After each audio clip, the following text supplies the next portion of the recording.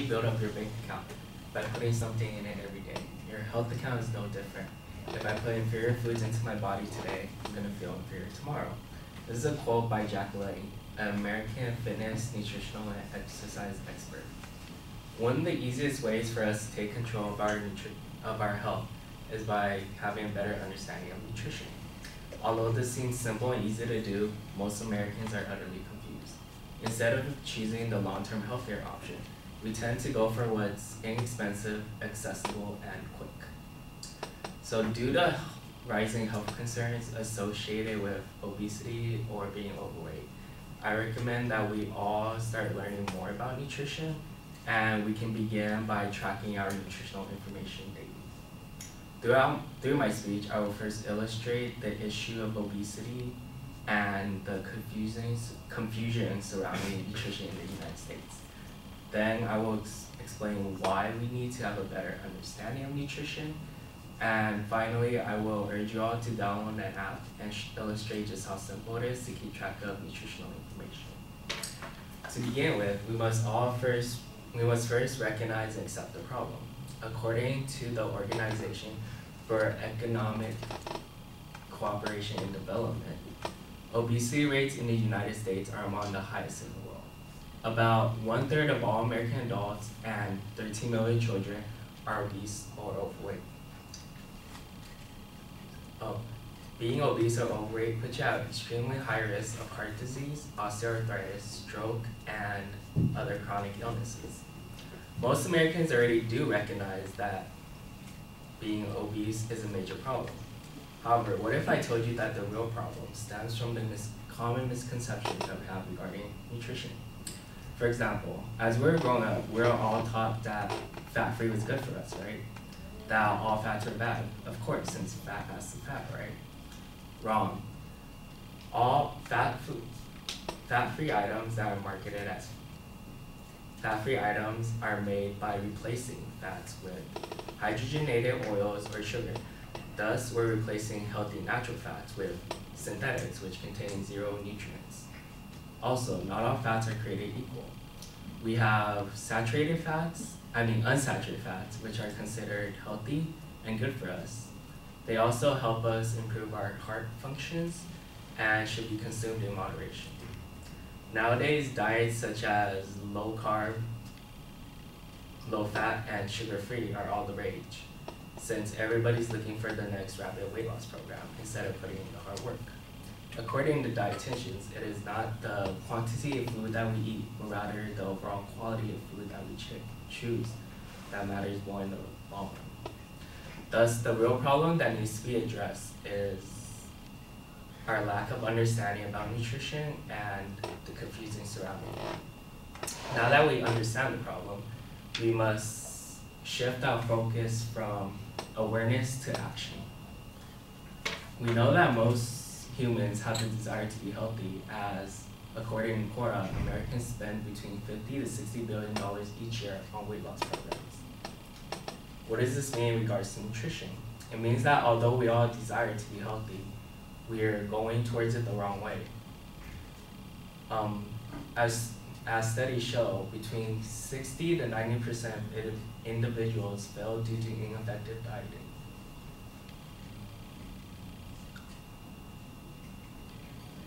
Have you heard the saying that weight loss is 80% nutrition and 20% exercise? This is because you can achieve a caloric deficit much easier through proper nutrition than you can through exercise alone.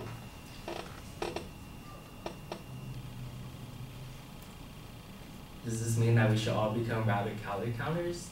No, it doesn't, because just like fats, not all calories are created equally. For example, food items such as oatmeal or egg yolk are nutrient dense, and they have different effects on the body when compared to those foods that are nutrition poor, such as potato chips or cookies. So when we learn more about nutrition, we'll be able to understand why our body needs this specific nutrient rather than just blindly following diet plans. One of the easiest ways for us to begin learning about nutrition is by starting a food journal or a food log. A food log allows us to record whatever we eat throughout the day. How many of us eat or snack on potato chips or cookies or even candies? Most people tend to forget about the small things that we eat throughout the day. But when you keep a food journal, it contains a hard, objective record of everything you eat, and those calories are counted for. I remember when I first started a food journal, I was shocked by how much calories I was actually consuming, as most of them came from snacking. So I began changing my eating habits, and now I trade nutritionally poor foods for nutritionally dense foods, such as a cup of dried oats. A food journal also allows you to learn about your own personal health, and your food consumption. Say you want a slice of pizza. Normally you would eat that slice of pizza and then totally forget about it. You forget about the calories or like the content of it. However, when you keep a food journal, it reminds you that you ate that slice of pizza, and it tells you when you ate it. Also, the food journal doesn't mean that we can't have that slice of pizza though. No, because you can always adjust your daily food intake and allow you to eat that slice of pizza without any guilt. A study by Kaiser Permanente involved 1,600 individuals, and researchers found that those that kept a food journal lost twice as much weight in the span of 6 months when compared to those that didn't. Have I convinced you yet? For those of you that are thinking a food journal is too much work and you don't have the time to figure out the nutritional content of everything you're eating, I have a solution for you. Continuing on with the idea that by tracking our nutritional information, we'll be able to understand the importance of nutrition. I recommend that we all start using a nutritional tracking app such as MyFitnessPal. MyFitnessPal tracks an individual's nutritional information based on their energy needs. It begins by asking for basic information such as age, weight, or gender. And it can also be adjusted depending on whether one is trying to gain weight, lose weight, or maintain weight. MyFitnessPal also makes tracking nutritional information and food consumption almost effortless. Based on an individual's current weight, goal weight, and activity level, MyFitnessPal determines your daily caloric balance. And it also allows you to scan barcodes. So, for example, you eat a bag of potato chips. You'll be able to scan the barcode, and MyFitnessPal will automatically record the nutritional information into your record for you. But what if what you're eating doesn't have a barcode? You'll also be able to search for your food item in their extensive database, and upon finding the food item, it'll automatically record the nutritional content and the name for you. If these reasons still haven't convinced you that you need a nutritional tracking app, maybe these reasons will. Basic nutritional tracking apps allow you to have clear goals and makes it much easier to achieve. It also allows you to learn about your daily food consumption and create good habits over time. Finally, nutritional tracking apps also allow you to learn about your own personal health and your own personal nutritional habits. As I've stated throughout my speech, to combat the rising health concerns associated with obesity or being overweight, we should all begin learning more about our own nutrition and begin tracking our own nutritional information. To summarize, I started by illustrating the issue of obesity in the United States and confusion surrounding nutrition. And then I explained why there's a need for better understanding of nutrition. And finally, I identified a solution and giving you all a course of action. So the next time you're out in public, just remember to keep an eye on what you're putting in your body. And according to P.T. Barnum, health is the most important thing in the world, as a sick person cannot accumulate wealth. So why not invest in yourself today by learning more about your own nutrition?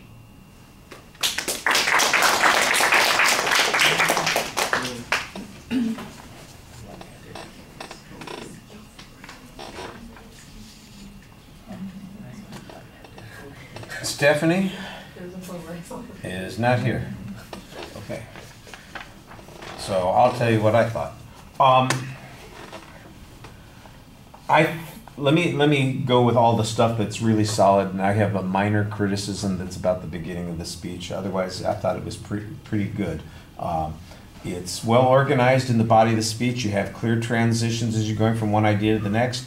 I liked some of the information that you presented. Occasionally, you could use a little bit more citation of those sources. But for example, the piece of information that we spend $50 to $60 billion on weight loss a year, I think that's a good piece of information. A citation wouldn't hurt it, but I think it's basic factual data that is not that hard to believe. But there are some other places where you're making the same kinds of claims, like the value of some fats versus others, the density or the nutritional value of some foods versus others.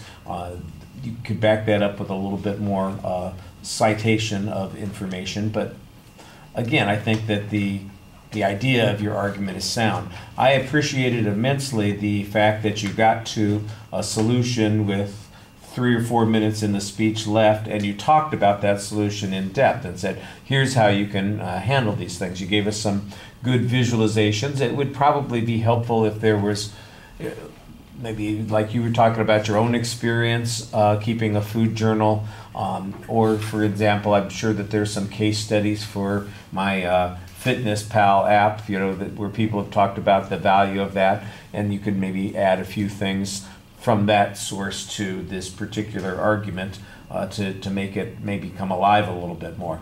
Otherwise, I think the argument is really solid. You explain what you're talking about. You've got a need step and a satisfaction step that work pretty well. I think the visualization could be a little bit stronger, but otherwise, it's really solid. The thing that I had a problem with is the very beginning of the speech.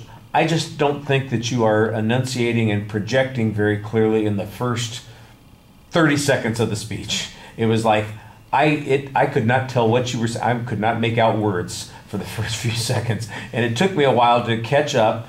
And I'm not sure why it was, whether you were rushing or whether it's just that you're not projecting, your voice is too low, or whether, because I know you've got the quote from Jack LaLanne, and I think that that's a good quote, but I didn't come across very clearly. And I thought, you're missing this. This is something that you should be nailing, and it's just a little presentation thing. And the rest of the speech, you got better at. Or maybe I just adjusted a little bit to you better. You'll have to listen back to it yourself and see what it is that's going on. Maybe it's just I was distracted, but to me it just felt like I couldn't tell exactly what it was you were saying for the first 30 seconds of your speech. The rest of the speech was all fine. Okay, thank you.